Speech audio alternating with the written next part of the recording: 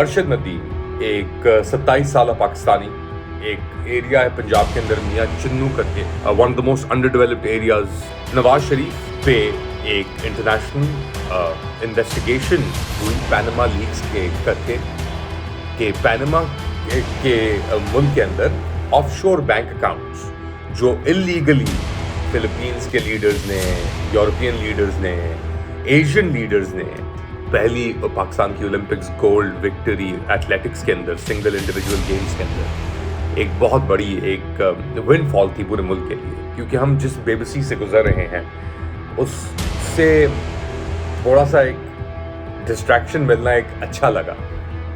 उस जीत को उठा के जो एक काबिज टोला है वो उसे उसकी रोशनी में अपने आप को चमकाने की कोशिश करता है।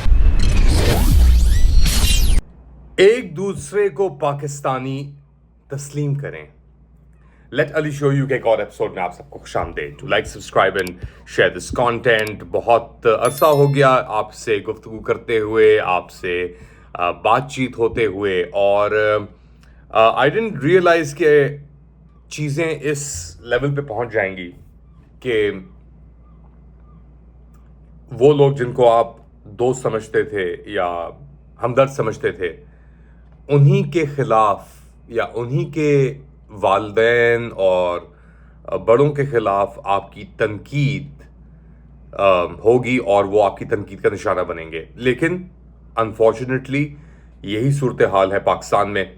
और अगर आप कहते हैं हर कोई पाकिस्तानी बने, तो जो आपने डाके डाले हैं और जो आप अपनी मुनाफकत को जारी रखे हुए हैं उसको किस तरीके से माफ़ किया जाए।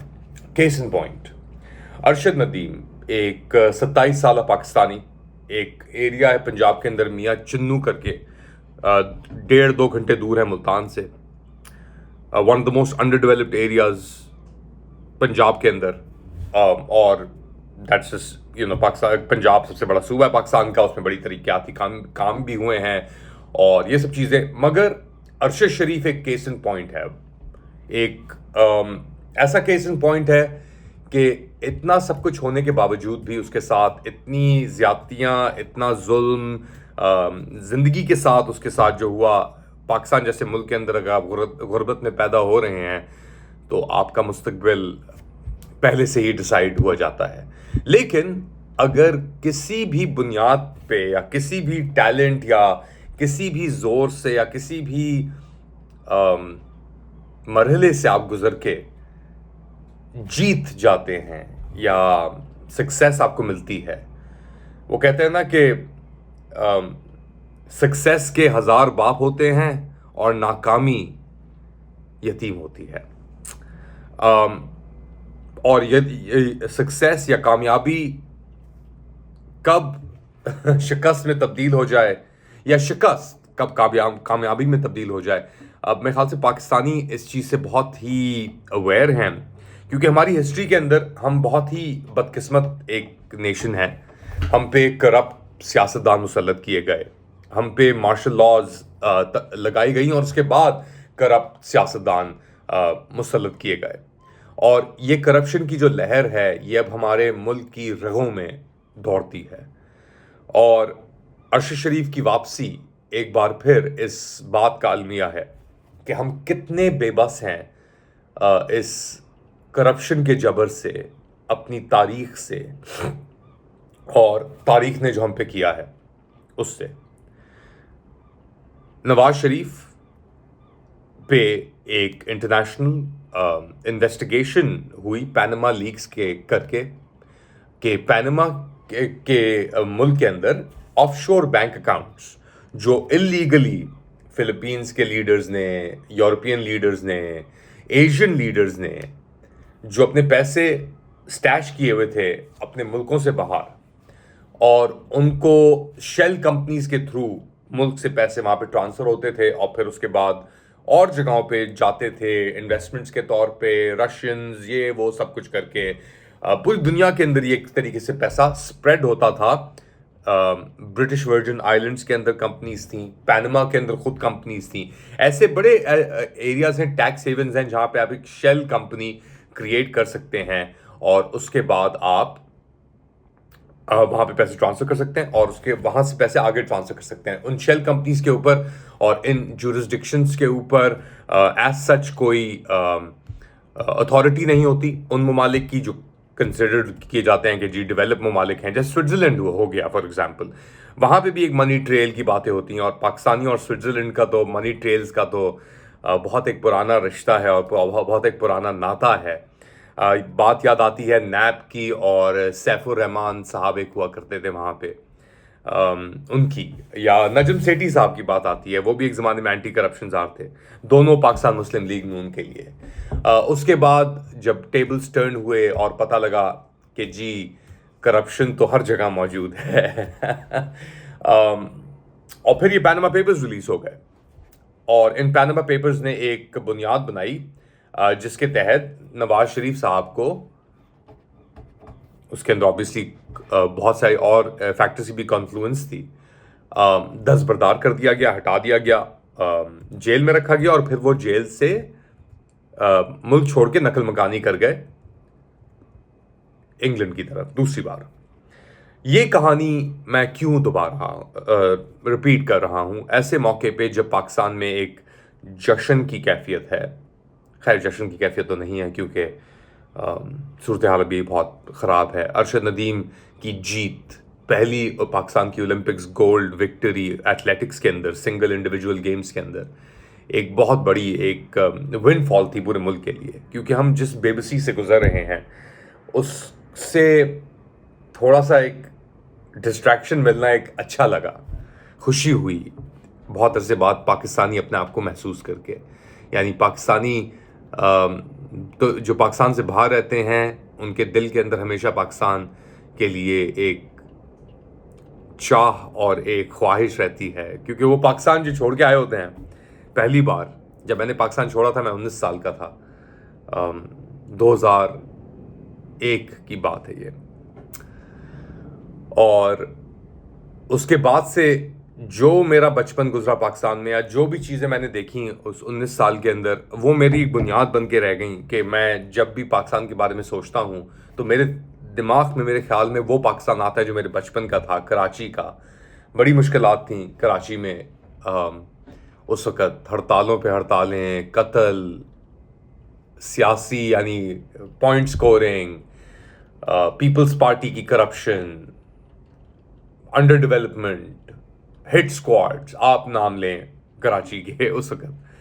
मगर हमारा शहर था, हम बड़े हुए उसके अंदर, हमारी यादें और सब मेमोरीज़ उसके साथ एसोसिएटेड हैं, अच्छी या बुरी, और आज वो हमें इन्फॉर्म कर रही हैं कि एक बार फिर अक्स दिखा रही हैं हमारी परवरिश और वो माजी कि क्या पाकिस्तान के साथ हुआ, क्या किया गया। और एक 27 साल लड़का जब मियाँ चन्नू से एक गोल्ड मेडल जीतता है जैवलिन थ्रो के अंदर, 6 माह पहले वो अफोर्ड नहीं कर सक रहा था एक जैवलिन,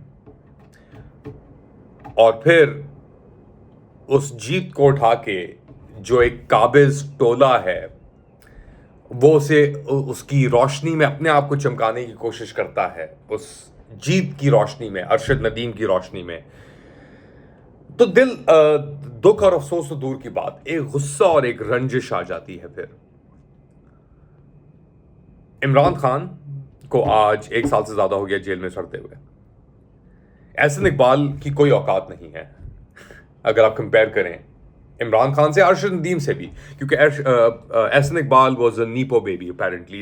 इनकी वालदा जो थी वो ज़ियाउल हक की एक टूल थी बेसिकली, उनको सियासत में लेके आया गया, या वो जो उनका एक वो था ज़ियाउल हक का निज़ाम था उसके अंदर वो फिट की गई। उसके बाद ये निकले एहसन इकबाल साहब, और कद में भी लंबे हैं ये, और इन बाहर गए, वॉर्टन स्कूल गए पढ़ने के लिए, वहाँ से उन्होंने डिग्रीज ली, और यहाँ पे आके उन्होंने अपनी एक बार फिर ये जो नवाज शरीफ का टोला है पंजाबी सुप्रेमिसिस्ट का, रेसिस्ट और ये सब लोग, इनके साथ कार्रवाई अपनी शुरू कर दी। अच्छा, इनके बच्चे अच्छे हैं, मैं ऑब्वियसली बात करता हूँ, लेकिन अच्छे बुरे की अब बात नहीं रही। अब बात आ गई है ईगो की, या अकड़ की, या आन की। अगर तो आप स्ट्रेट फेस के साथ अभी भी मुस्कुरा रहे हैं एहसन इकबाल साहब, تو آپ کسی غلط فہمی کا شکار ہیں یا آپ کو اپنا ذہنی توازن چیک اپ کروانا چاہیے, اس کا علاج کروانا چاہیے. کیا کہا آپ نے پہلے یہ سنیے, اس کے بعد تبصرہ کرتا ہوں اور آگے. جرنیلوں اور ججوں نے اپنی بیگمات اور بچوں کے کہنے کے اوپر ایک اناڑی کو مسلط کر کے اس ترقی کے پورے عمل کو سبوٹاج کر دیا. اس شخص نے جو آج اڈیالہ جیل میں ہے اور اسی سیل میں ہے کہ جہاں اس نے مجھے بند کیا تھا, جلسوں میں ڈاکو ڈاکو کے نعرے لگوائے, یہ سب عمران خان کے بندے ہیں. آج وہ یہ گواہیاں دے رہے ہیں کہ ہم نے جھوٹے پرچے بنائے تھے. ایک دوسرے کو چور ڈاکو بنانے کی بجائے ایک دوسرے کو پاکستانی تسلیم کریں. جی, تو یہ تھے پاکستان کے ماہناز پروفیسر احسن اقبال جو کہہ رہے ہیں کہ جی پاکستان ایک پازیٹیو, ایک ڈیولپڈ دشا پہ تھا, رخ میں چل رہا تھا, اور اس کے بعد ایک ایمیچور امپوز کیا گیا جو اب اس جیل سیل میں بیٹھا ہے اڈیالہ میں, جس میں مجھے رکھا گیا. احسن اقبال صاحب, آپ کا کوئی کمپیریزن نہیں ہے اب, اور آپ کی لیڈرشپ کا اور آپ کی جماعت کا کوئی مستقبل نہیں ہے اب پاکستان میں. میں پاکستان سے باہر بیٹھ کے بات کر رہا ہوں آپ کے لیے, اور اگر مجھے یہ نظر آ رہا ہے تو آپ کو تو بہت واضح نظر آ رہا ہوگا, کیونکہ جو یہ مسکان تھی آپ کے چہرے پہ جب ارشد ندیم آیا, گیٹ سے باہر نکلا ایئرپورٹ کے, اس کو پرچیاں دی گئیں, چمیاں کی گئیں, اور وہ جو ویژن والے انکل تھے وہ بھی آ کے اس سے کان میں بات کر رہے تھے, پھر آپ بھی کھڑے ہوئے تھے, اور خواجہ آصف کی نیز بھی آ گئیں سامنے. آپ کو کوئی روشنی ارشد ندیم کی, آپ کے جو گناہ ہیں, آپ کے جو بھنڈ ہیں, ان کو کور نہیں کر سکتی. اب اٹس ٹو لیٹ, اب گھر جانے کا وقت آ گیا ہے. مگر شاید آپ گھر جانے کے لائق یا قابل نہ رہیں when all of this is over. شاید آپ کو وہ جو آپ کا گھر ہے لاہور میں یا نارووال میں یا جہاں بھی آپ نے اپنے آپ کو پھیلایا ہے, شاید آپ اور آپ کی آگے فیوچر جنریشنز بھی کہیں منہ دکھانے کے لیے ایٹ لیسٹ پاکستانیوں کے لائق نہ رہیں. اور یہ میں آپ کو ایسے as a Pakistani citizen, overseas Pakistani citizen فی الحال ابھی تک کہہ رہا ہوں. اور یہ نہ صرف آپ کے لیے میسج ہے, یہ ان لوگوں کے لیے, سب لوگوں کے لیے میسج ہے جنہوں نے پاکستان کا مذاق تو اڑایا, لیکن جو پاکستان کی جیت تھی اسے اپنے سیاسی موقف کے لیے گندا کیا اور پاکستانی ایک ہیرو کو آپ نے اس لیول پہ پہنچا دیا کہ وہ اپنے آپ کو اس نے پی ایم ایل این اور پاکستان مسلم لیگ نون سے ایکویٹ مجبوراً کرنا پڑا. خیر, فی الحال اتنا ہی میرے خیال سے کافی ہے آج کے لیے. اپنا خیال رکھیے گا اور do like, subscribe and share. اب کب تک یہ اللہ جانتا ہے بہتر, مگر فی الحال آج کے لیے اتنا ہی. اللہ حافظ.